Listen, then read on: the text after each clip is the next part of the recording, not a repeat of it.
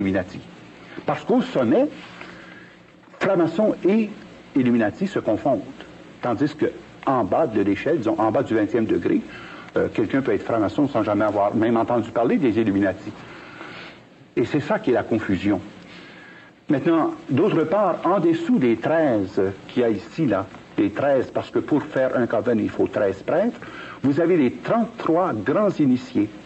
Ça, ce sont les 33 chefs du 33e degré qui nécessairement appartiennent aux 8 familles dont j'ai mentionné les noms, qui, eux, contrôlent les 500 Bilderbergers. Et c'est intéressant parce que tout récemment avait lieu à Montebello la 24e rencontre des Bilderbergers. En juin 83, n'est-ce pas? En juin 83. Et cette rencontre de Montebello était capitale et devait se faire avant la rencontre de Williamsburg parce qu'on décidait de mettre en marche le nouveau système monétaire pour le monde pour 1986. Il fallait donc que les 500 Bilderbergers établissent leur décret avant que les ministres des Finances puissent prendre leurs décisions pour orienter l'économie vers l'intégration du cashless society pour 86. Et ça se passait à 2 pas d'ici, à Montebello. Vous savez pourquoi Montebello? Pourquoi? C'est parce que Montebello est le lieu où a été enterré Louis-Joseph Papineau.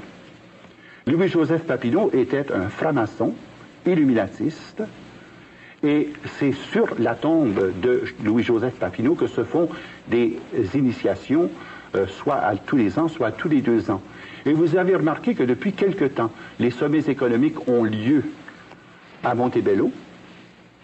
Il y en a eu un sommet économique il y a 2 ans, et il y a eu cette année encore la rencontre des Bilderbergers, parce qu'après, il y a l'initiation des grands initiatifs, des grands Illuminati, qui remplacent ceux qui sont décédés ou qui ont été limogés dans le cours de leur exercice. Père Jean-Paul, est-ce que les personnes impliquées dans l'organisation de cette rencontre à Montebello et soit des Illuminati qui viennent d'avoir lieu, ou bien l'entente des présidents des États-Unis, président de France, le premier ministre d'Angleterre, premier ministre du Canada, toutes ces personnes-là, est-ce que ces gens sont au courant? Est-ce qu'ils le savent? Est-ce que c'est conscient, ces rencontres face à cette mainmise mondiale, aux Illuminati? C'est bien clair que c'est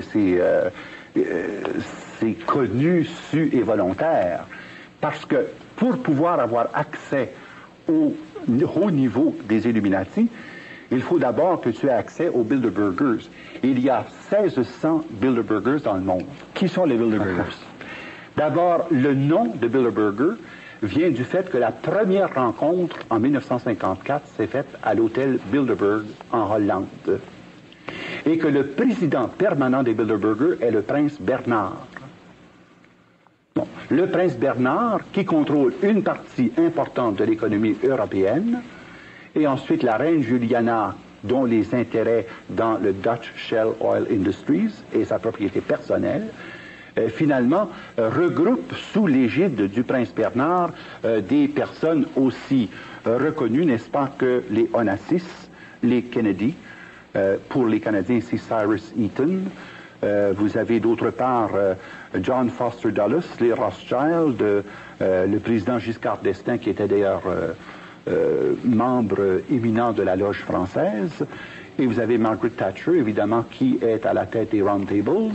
Vous avez également Henry Kissinger, Robert McNamara, les Warburg, qui contrôlent toute la partie de l'économie concernant l'Autriche, la Hongrie et la Tchécoslovaquie, ainsi que l'économie de l'Allemagne.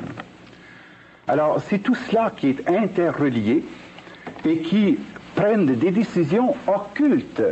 Remarquez bien que ces décisions-là ne sont jamais rendues publiques. Mais la seule chose qu'on apprend après un certain temps, c'est qu'il y a une décision prise par le ministère des Finances, par le ministère du Commerce, par le ministère de l'Industrie, par le ministère de la Défense, par le secrétariat d'État. On se dit, mais ça n'a pas de sens. D'où ça vient, cela? La source par laquelle les Illuminati s'insèrent dans les gouvernements nationaux, c'est quand un pays dans une situation économique, empruntent des sommes colossales dont ils ne peuvent pas payer les intérêts, encore moins de capital, et qu'alors, au lieu de mettre un pays en déficit, eh bien, on le met en situation de négocier tel ou tel pouvoir. Et une fois que tu as négocié le pouvoir des 5 principaux ministères, tu as le contrôle du pays.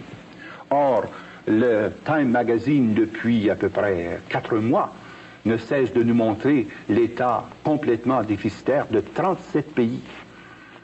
Et on oublie souvent que le nom du Canada apparaît dans cette liste. Parce que le Canada n'a pas seulement un déficit de 30 milliards. Ça, c'est le chiffre officiel qui nous est donné. Ça, c'est le déficit d'opération.